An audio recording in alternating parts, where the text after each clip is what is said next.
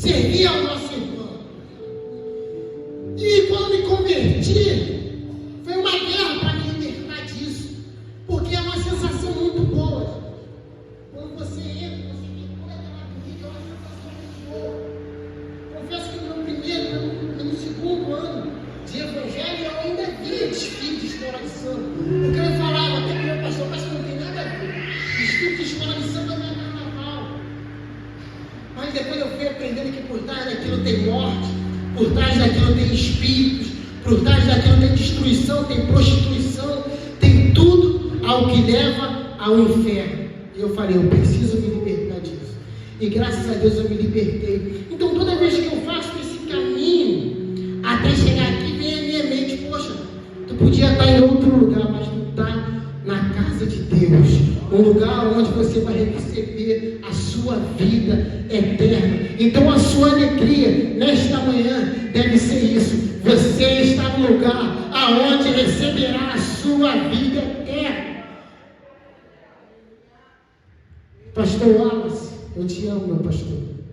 Obrigado por tudo. Êxodo capítulo 35, verso de número 30.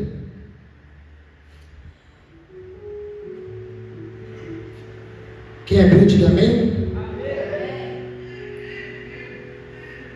Depois disse Moisés aos filhos de Israel: eis que o Senhor tem chamado por nome Bezalel, filho de Uri, filho de Ru, da tribo de Judá. E o Espírito de Deus o encheu de sabedoria. Diga comigo, sabedoria. Entendimento. Sabedoria. Entendimento. E ciência.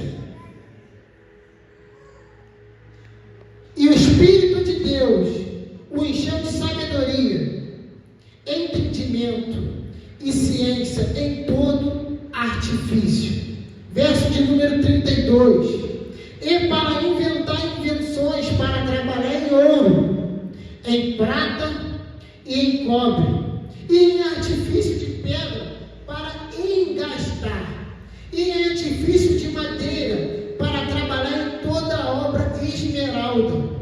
Também lhe tem disposto o coração para ensinar a outros.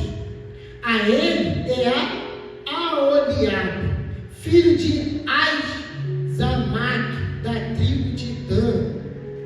Capítulo 36, no verso 2. Porque Moisés chamará a Bezaleel e a Aholiabe e a todo homem sábio de coração, em cujo coração o Senhor tinha dado sabedoria. Repita comigo, sabedoria. Isto é, a todo aquele a quem o seu coração moverá, que se chegará à obra para fazê-lo. Meus irmãos, quem está acompanhando a igreja desde janeiro até o dia de hoje, podemos ver que nós estamos diante de uma campanha onde nós pegamos a Arca da Aliança e levamos para a nossa casa. Uma campanha onde nós pegamos a nossa oferta, os nossos dízimos, o nosso voto e colocamos diante da Arca no altar do Senhor. Uma campanha onde no primeiro mês Deus trouxe para nós a provisão, no segundo mês Deus trouxe para nós a autoridade, e nesse terceiro mês Deus está trazendo para nós a provisão. Perdão, no primeiro mês foi as finanças, onde Deus queria abençoar nós com nossas finanças, e nos 3 meses eu fui abençoado. Domingo que vem eu tenho um testemunho muito forte para contar nesse altar. E sabemos que o tema, que é a base desta campanha, é a Arca da Aliança. E a Arca da Aliança, ela foi constituída por Deus a Moisés. Se você pegar no livro de Êxodo, no capítulo 2, no versículo 9, a Bíblia vai dizer que Deus se lembra do povo de Israel pelas suas orações, pelo seu clamor. E ali Deus chama Moisés no capítulo 3. No capítulo 3, diante de uma sarça ardente pegando fogo, Moisés sobe lá e ouve a voz de Deus. E Moisés e Deus fala: a sandália dos teus pés. Porque que o lugar que você está é terra santa. E ali começa-se uma história.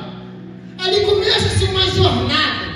Ali começa a Deus construir o seu povo, edificar o seu povo. Começa a moldar o seu povo para conquistar aquilo que Deus prometeu a Abraão, aquilo que Deus prometeu a Isaac e aquilo que Deus prometeu a Jacó. E começa ali uma jornada. E para essa jornada se concretizar, naquela época, existia o diabo. O diabo só não existe nos dias de hoje, através de muitas coisas que nós vemos. O diabo também existia naquela época, através de adivinhações, através de bruxas, através de muitas pessoas que faziam mal, através de Faraó também, através do Egito. O diabo operava através deles, ao ponto do povo de Israel começar a clamar a Deus, e isso chegar no coração de Faraó, e ele fala: não, eles vão trabalhar mais, eles vão ter que trabalhar mais e vão continuar produzindo a mesma quantidade de tijolos, sem palha. Faraó estava sentindo em seu espírito o que Deus queria para o seu povo, mas o que Deus já determinou para o povo, não tem como o diabo segurar, não tem como o Faraó segurar. O que Deus determinou para a sua vida, não tem como ninguém segurar, está determinado.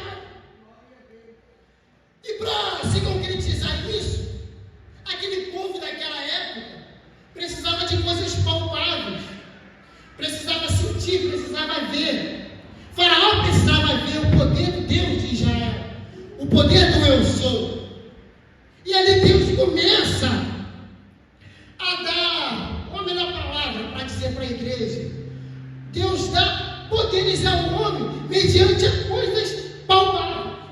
Tendo em vista que hoje em dia, se a gente colocar a mão numa cabeça de uma pessoa, a gente consegue expulsar o demônio, a gente consegue curar o enfermo, a gente consegue fazer a sobrenatural de Deus sem uma coisa palpável.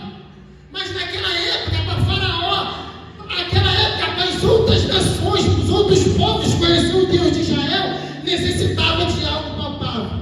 E a primeira coisa que Deus dá a Moisés é a vara. E com a vara Deus chega, e com a vara Moisés chega a Faraó e faz a primeira maravilha de Deus, que é quando ele joga a vara no chão e a vara vira serpente. Mas os magos de Faraó também fizeram a mesma coisa, mas a vara de Moisés e Arão comeu a serpente dos mestres, dos magos de Faraó.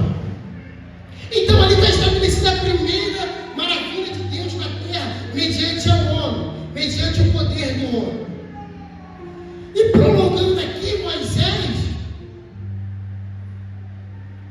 no capítulo de número 30 a 32, ele sobe ao monte, logo depois de ter tirado o povo da terra do Egito, e está no deserto, ele sobe ao monte e Deus fala com ele: ei Moisés, é necessário que eu receba adoração, é necessário que eu receba louvor. Tendo em vista que no deserto não tinha como construir templos, Deus daria a Moisés todo o artifício para ser construído no deserto. Então ali Deus estabelece um lugar para ele ser adorado, Deus estabelece um lugar onde ele deve ser honrado. E ali Deus começa a